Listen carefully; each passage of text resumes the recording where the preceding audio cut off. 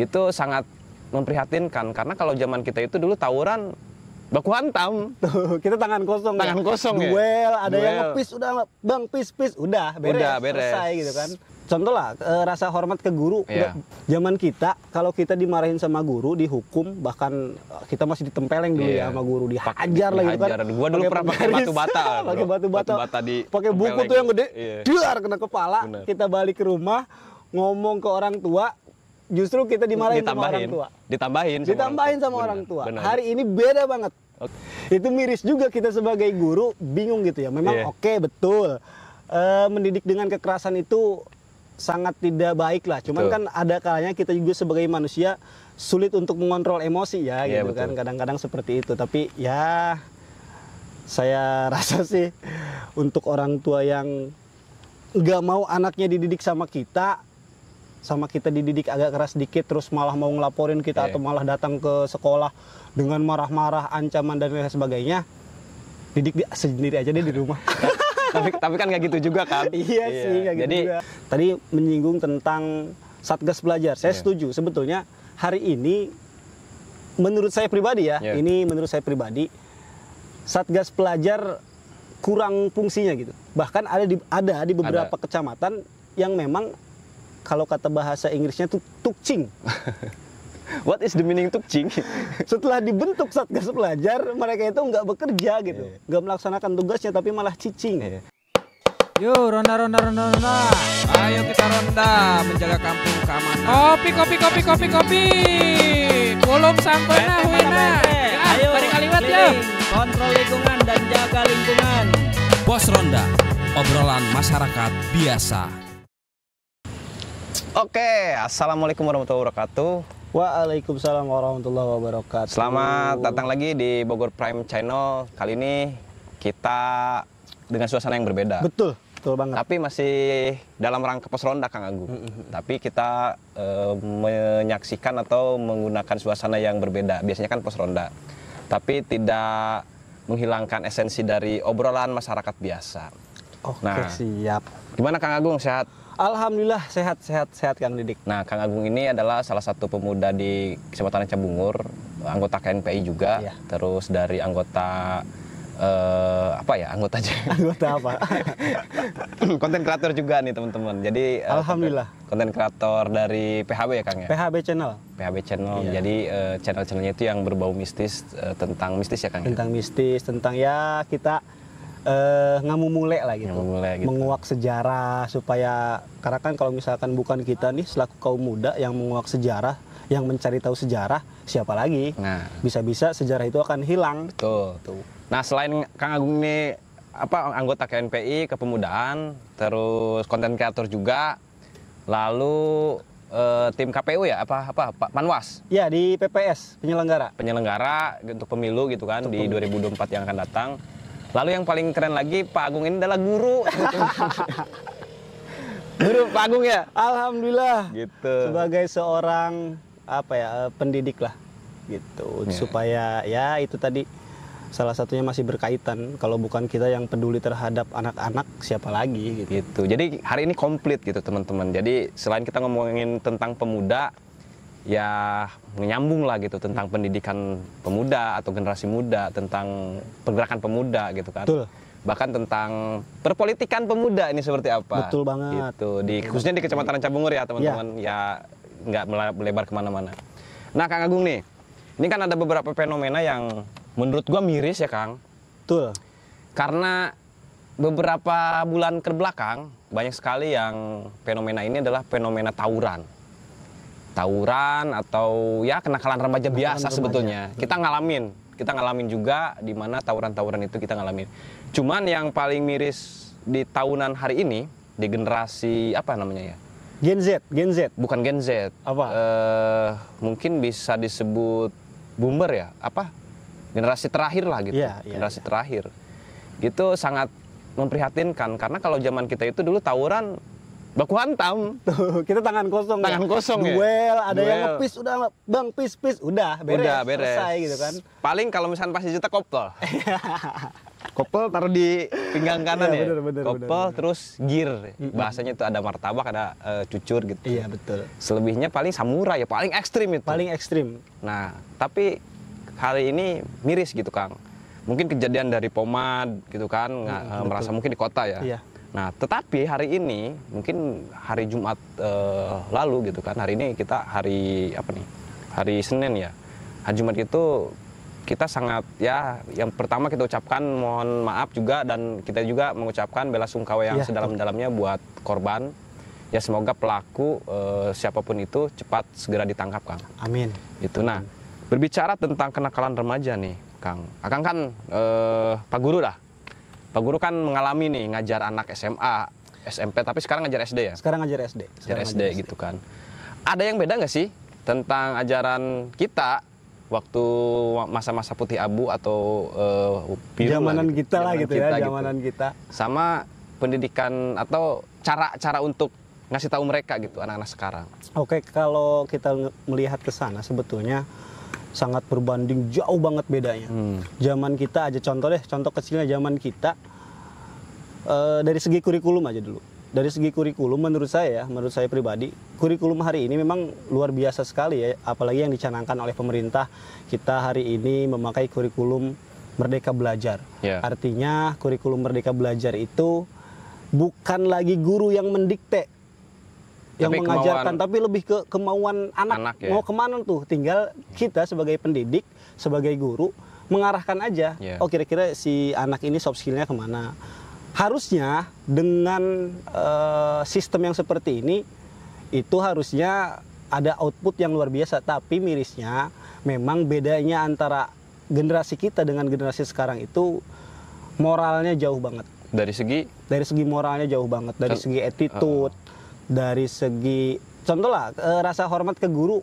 Zaman kita kalau kita dimarahin sama guru, dihukum, bahkan kita masih ditempeleng dulu ya sama guru, dihajar lah gitu kan. Gua dulu pernah pakai batu bata. Pakai batu bata pakai buku tuh yang gede, dar kena kepala. Bener. Kita balik ke rumah ngomong ke orang tua, justru kita dimarahin sama orang tua. Ditambahin sama orang tua. Bener. Hari ini beda banget. Oh gitu ya. Hari ini beda. Saya pun mengalami, bukan teman saya lah.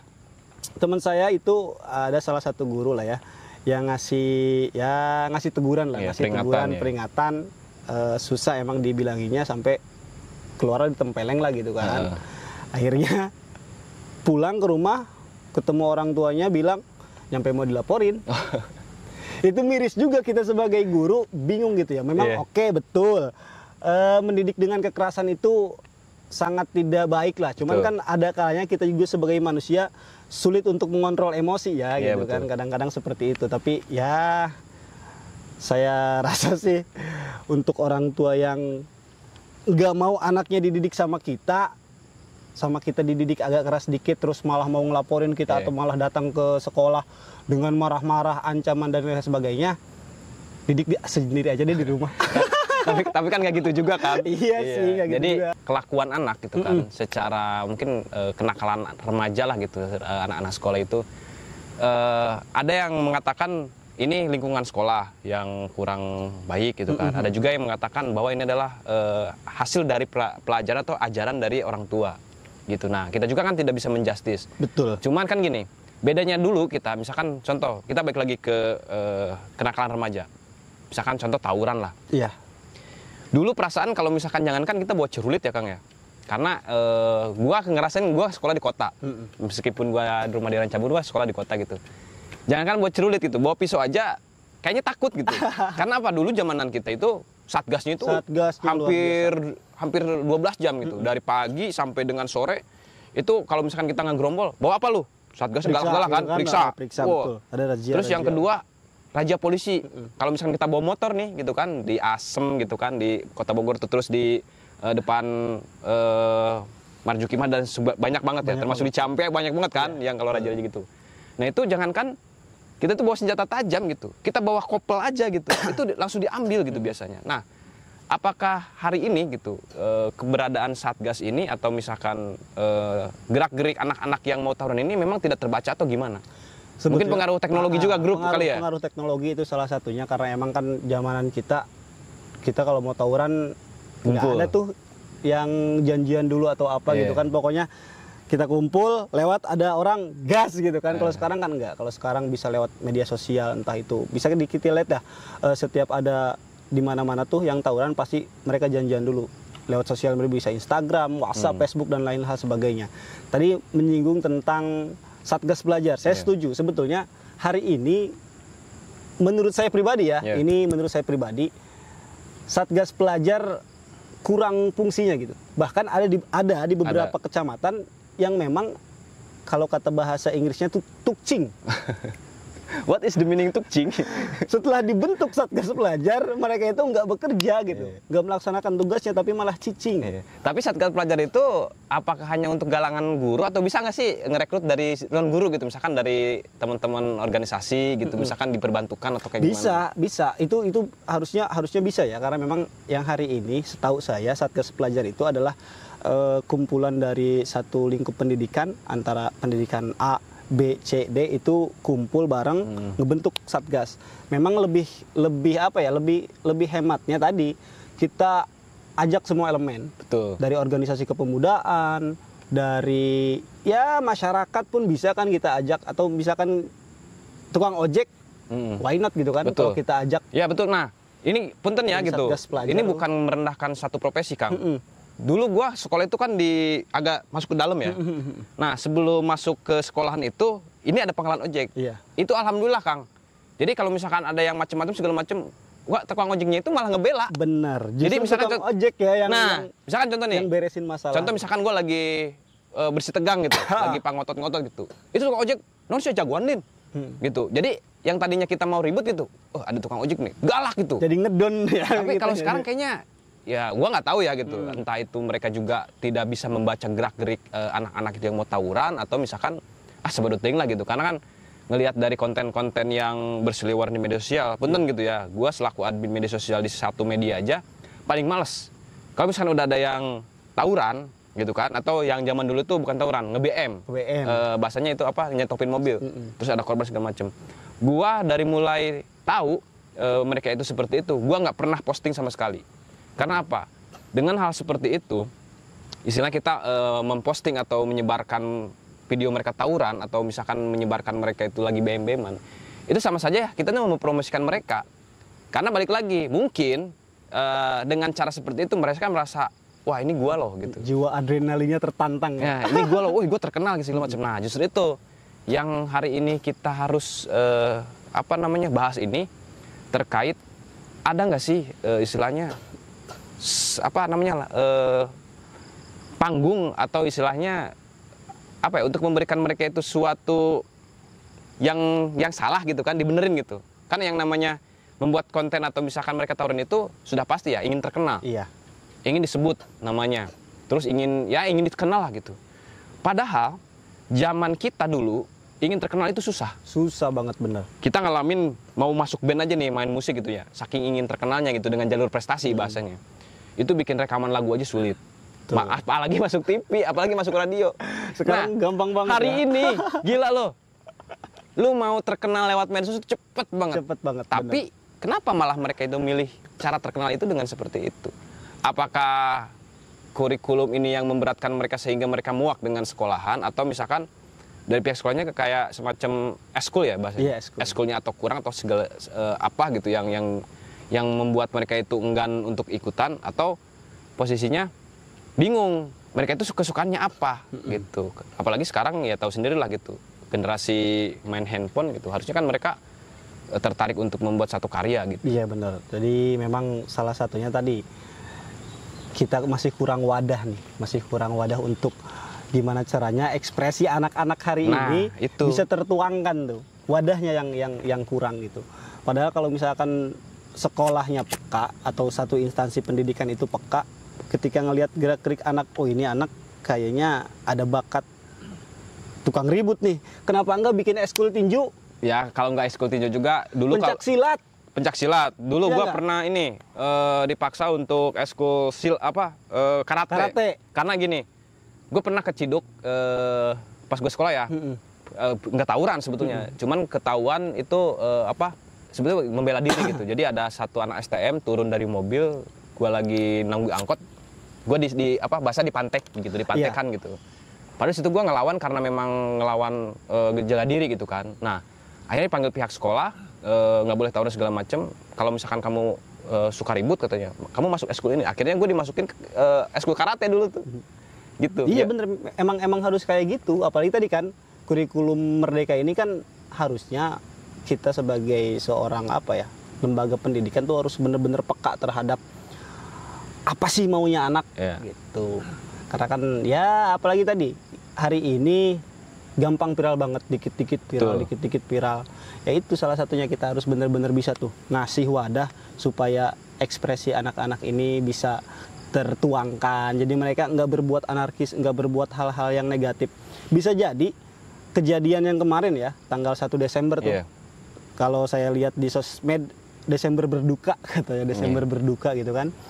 Itu bisa jadi salah satunya ngelihat tontonan-tontonan juga. Jadi terpengaruh ya? Terpengaruh. Berarti Bisa dilihat deh di YouTube, berapa banyak di YouTube itu, atau di Instagram, di TikTok dan lain sebagainya, terutama di YouTube lah yang saya sering ikutin itu. Di YouTube banyak konten-konten kreator yang bercerita dongeng tuh. Kenakalan remaja saat dia sampai ngebangga-banggain banget ya. Ngebangga-banggain dia lah. Itu kan salah satunya bisa apa ya? Bisa memacu adrenalin tuh anak-anak hari ini ngikutin pengen kayak dia, pengen terkenal. Itu salah satunya mungkin itu. Iya, berarti apa namanya? Pengawasan orang tua juga sangat penting ya di sangat rumah penting. Ya. Tontonannya apa yang ditonton gitu istilahnya.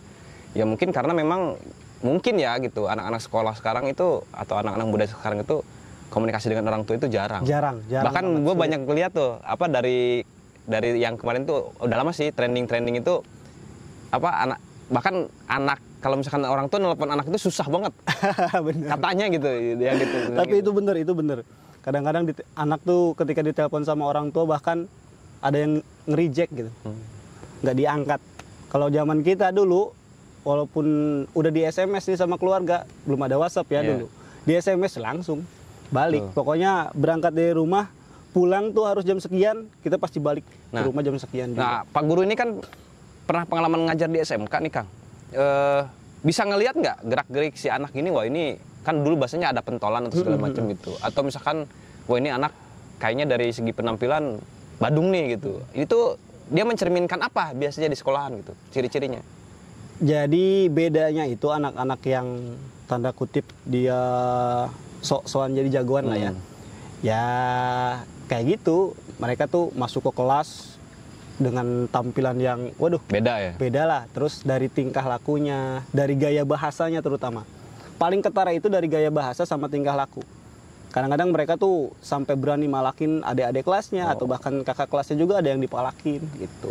Nah, gimana sih pihak sekolah nih? Dulu ketika memang saya masih ngajar di SMK, ketika saya dapat anak yang seperti itu, justru nggak saya jauhin. Deketin ya? Saya deketin. Pendekatan. Iya, kita ambil supaya ikatan emosionalnya kita deket, supaya terjalin ikatan emosional, kita kasih pemahaman tuh sedikit-sedikit.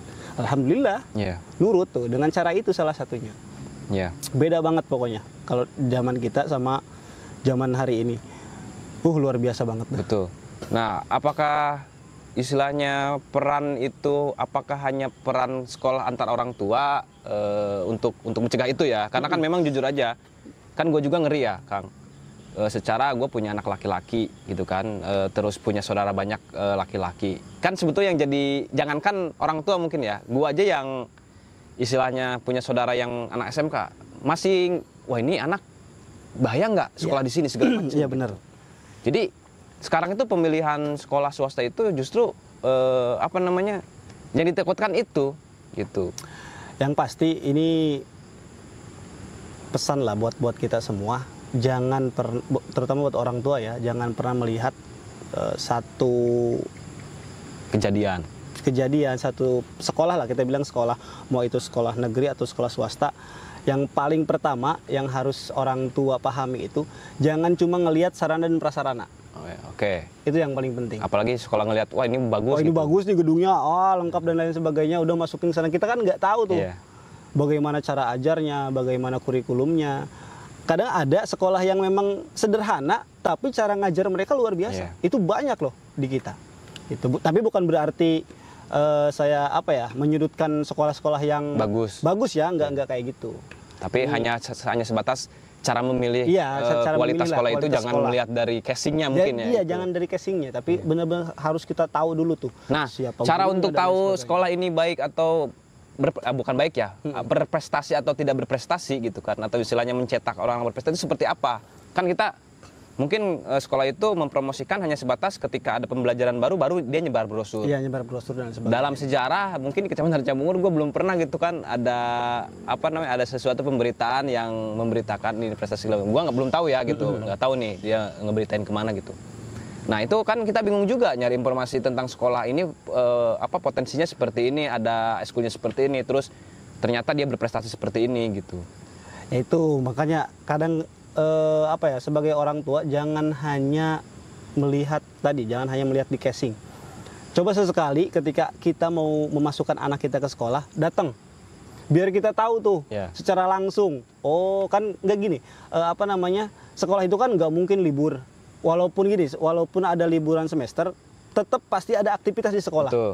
Entah itu eskul, entah itu eskul pramuka misalkan, atau basket, poli dan lain sebagainya. Semua eskul lah pasti akan ada aktivitas di sekolah. Kita lihat tuh saat liburan sekolah, datang ke sekolah itu buat kita ngelihat ada nggak kegiatan-kegiatan hal positif untuk anak. Ketika di sekolah itu ada eskul-eskul yang memang bermanfaat, hal-hal positif, itu salah satu menjadi referensi bagi orang tua lah untuk memasukkan anak kita ke sekolah itu. Artinya apa? Ketika anak-anak di hari libur pun mereka sekolah, dengan mereka eskul, berarti pendidikan di sekolah itu luar biasa. Oke. Pendidikan di sekolah itu bagus. Betul memang.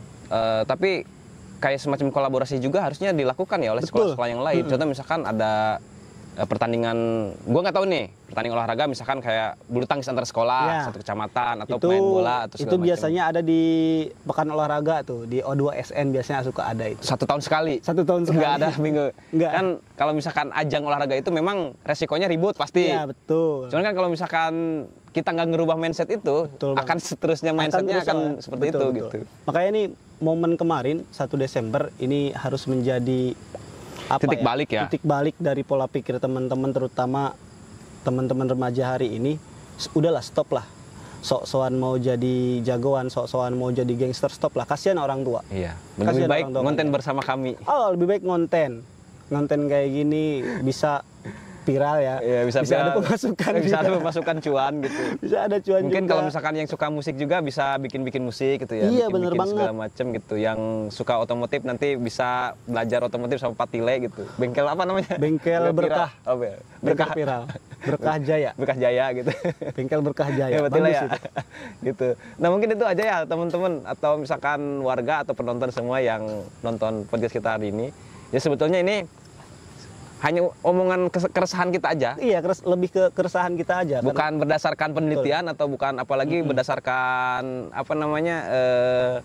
sesuatu yang betul-betul pakem gitu. Jadi kita miris lah. Kita miris sebagai pemuda yang ya mungkin bukan bukan pemuda yang tulen gitu, yang regenerasi lah. Regenerasi, iya betul. Kita menginginkan regenerasi ini ya istilahnya yang cinta damai gitu. Peace and love. Peace, pokoknya cinta damai. Seperti itu. Slang. Apalagi kan hari ini dari 2017 mungkin ya, Indonesia digaungkan sebagai bonus demografi. Kalau misalkan kita nggak bisa memanfaatkan hari ini nih, mau jadi apa kalian? Betul. 2030, 2045 nanti. Apalagi Indonesia sekarang itu ngomongin pengangguran gitu. Kalau misalkan kita nggak punya skill mah aduh. Soft skill yang paling penting. Ketika kita punya soft skill, kita punya keahlian, kita nggak usah capek nyari dunia. Betul. Dunia datang sendiri. Asik. Nah itu ini sekarang casingnya Ustadz nih. Soft skill paling penting. Oke, paling itu aja teman-teman ya. Sekali lagi, ini kita ngobrol berdasarkan keresahan. Betul banget. Tidak ada sama sekali untuk menjelekan atau menjatuhkan pihak manapun. Betul. Gitu. Jadi ini lebih keresahan kita sebagai pemuda. Kang Agung mungkin ada sharing-sharing sebagai pengalaman sebagai guru dari SMK ataupun pengalaman sebagai guru lah. Mungkin itu aja yang bisa kita sampaikan. Mudah-mudahan kedepannya tidak ada lagi korban tawuran. Amin. Karena meskipun pelaku ataupun korban, tapi mereka itu masih di bawah umur 18 tahun, itu disebutnya bukan pelaku tetapi korban. Korban. Jadi mungkin kejadian 1 Desember ini adalah sama-sama korban. Korban entah itu dari pergaulan, korban apapun itu. Dan yang paling pasti yang sangat korban banget ya, korban yang meninggal dunia. Nyawa itu meninggal dunia. Cukup stop aja ya. Stop, jangan hanya itu ngebully. aja yang terakhir pokoknya. korbannya kita berharap tidak ada lagi korban-korban Amin. yang terjadi dan tidak ada lagi tawuran di wilayah Kecamatan Cabun Itu yang khususnya, paling penting. umumnya di seluruh Indonesia. Oke, gua Didik Ruyatman. Gua Agung Purnama Sohib. Pokoknya jos gandos lah.